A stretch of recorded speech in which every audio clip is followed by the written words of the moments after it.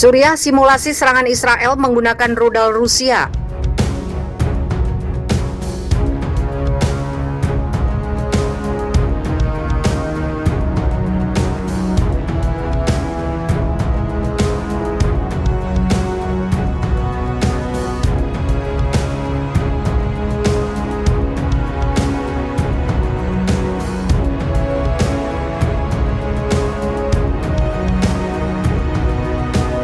Pasukan pemerintah Suriah melakukan latihan militer menggunakan rudal Rusia. Mereka mensimulasikan serangan udara Israel. Wartawan Rusia diundang untuk menyaksikan tontonan yang menampilkan unit pertahanan udara Suriah memukul mundur rudal S-75 era Soviet. Latihan itu hanya memakan waktu beberapa detik dan berhasil, sebut laporan kantor berita Vesda, seperti dikutip Al Arabi Kamis 3 Juni 2021. Seorang perwira Suriah yang dikutip oleh Vesda memuji kemudahan kontrol dan efisiensi S-75. Rudal itu pertama kali digunakan pada 1957. Rusia telah menjadi salah satu sekutu utama Suriah selama perang saudara yang berkecambuk. Mereka melakukan intervensi pada 2015 untuk membantu Presiden Bashar al-Assad merebut kembali sebagian besar wilayah yang diserahkan kepada pejuang oposisi. Sepetak kecil, wilayah di barat laut negara itu masih dikuasai oleh kelompok pemberontak dan kelompok militan. Selama waktu itu, Israel telah melakukan ratusan serangan udara terhadap pasukan pemerintah, termasuk ke arah sekutu Hizbullah dan proksi yang didukung Iran lainnya untuk menghentikan saingan berat Teheran mendapatkan pijakan di negara itu.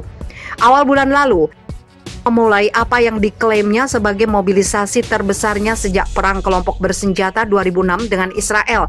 Ini merupakan sebagai tanggapan atas latihan militer skala besar yang dilakukan oleh Israel di semua lini, termasuk di sepanjang perbatasannya dengan Lebanon.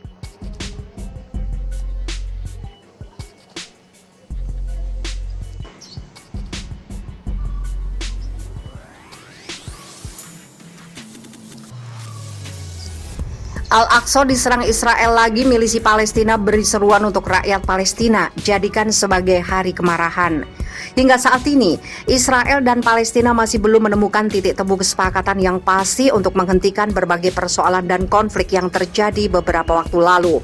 Pertempuran Israel dengan milisi Palestina berlangsung selama 11 hari sebelum akhirnya kedua belah pihak menyepakati gencatan senjata pada Jumat 21 Mei 2021. Meski demikian, dengan gencatan senjata, polisi Israel masih melakukan upaya pengusiran dengan kekerasan terhadap warga Palestina. Usai gencatan senjata tersebut, warga yang bermukim di Sheikh Jarrah mendapat serangan dan pengusiran. Namun terkait hal itu, kelompok perlawanan Palestina, milisi Palestina pada Selasa 1 Juni 2021 menyerukan unjuk rasa di tepi barat pada Jumat. Hal itu untuk memprotes serangan pemukim ke dalam komplek Masjid Al-Aqsa, sebagaimana dikutip pikiranrakyat.com dari laman Anadolu Agency. Pada Jumat malam, polisi Israel dilaporkan kembali menembaki jemaah di Al-Aqsa. Namun milisi Palestina mengatakan pihaknya dan seluruh warga Palestina siap menghalau segala upaya Israel yang kembali menyerang Al-Aqsa. Untuk itu, milisi Palestina menghimbau unjuk rasa massal pada Jumat di tepi barat untuk memprotes serangan pemukim Israel di dalam kompleks Al-Aqsa.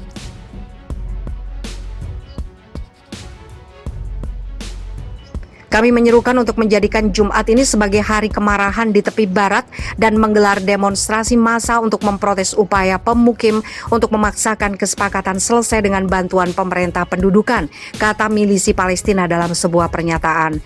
Pihaknya juga mengatakan kelompok Palestina menggambarkan serangan pemukim ke komplek Al-Aqsa sebagai upaya putus asa untuk menyelamatkan wajah pemerintah penduduk. Pada 23 Mei lalu, polisi Israel mengizinkan serangan pemukim ke komplek Al-Aqsa di Yerusalem Timur setelah penangguhan 3 minggu karena bentrokan antara pasukan Israel dan warga Palestina. Sebab bagi umat Islam, Al-Aqsa merupakan situs tersuci ketiga di dunia setelah Mekah dan Madinah. Sementara bagi umat Yahudi, mereka menyebut daerah itu sebagai Gunung Bait Suci, tempat dua kuil Yahudi berdiri pada zaman kuno. Sejak 2003, Israel telah mengizinkan pemukim memasuki komplek hampir setiap hari. Namun Israel menduduki Yerusalem Timur, tempat Al-Aqsa berada, selama Perang Arab-Israel 1967 dan menguasai seluruh kota pada 1980. Hal itu sebuah langkah yang tidak pernah diakui oleh komunitas internasional. Pada Juli 2017, UNESCO mengadopsi resolusi yang mengecam kegagalan Israel untuk menghentikan penggalian, pembuatan terowongan, pekerjaan, proyek, dan praktek ilegal lainnya yang terus-menerus di Yerusalem Timur. Demikian khususnya di dalam dan sekitar kota tua Yerusalem yang ilegal menurut hukum internasional.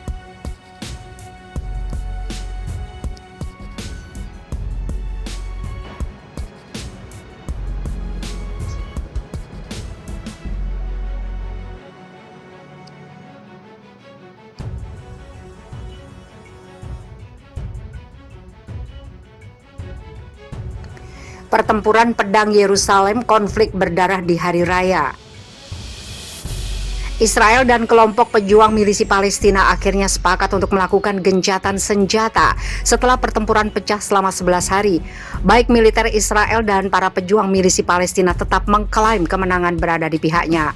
Menurut laporan yang dikutip FIFA militer dari Israel National News, ada 200 orang warga Palestina tewas akibat serangan roket militer Israel. Sebaliknya, jumlah tersebut diklaim sebagai sebuah bentuk kemenangan negara Zionis itu. Di sisi lain, milisi Palestina juga mengaku jadi pemenang perang. Anggota Biro Politik Milisi Palestina Ezat El-Rezik meyakini bahwa para rakyat Palestina kehilangan nyawa dalam konflik itu adalah seorang syuhada.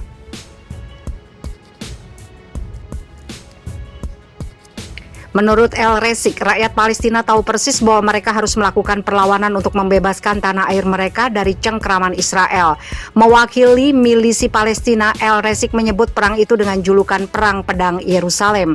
Apa yang terjadi setelah pertempuran pedang Yerusalem tidak seperti yang terjadi sebelumnya, karena rakyat Palestina mendukung perlawanan dan tahu bahwa perlawanan sesuatu yang akan membebaskan tanah mereka dan melindungi situs suci mereka, ucap El-Rezik.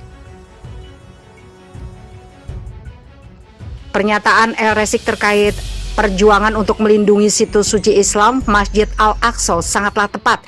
Sebab seperti yang diketahui, faktor utama yang jadi penyebab konflik berdarah itu adalah intimidasi militer Israel. Pada 10 Mei 2021, sejumlah polisi Israel menggeruduk dan menyerang sejumlah warga Palestina yang tengah melakukan ibadah sholat tarawih di Masjid Al-Aqsa.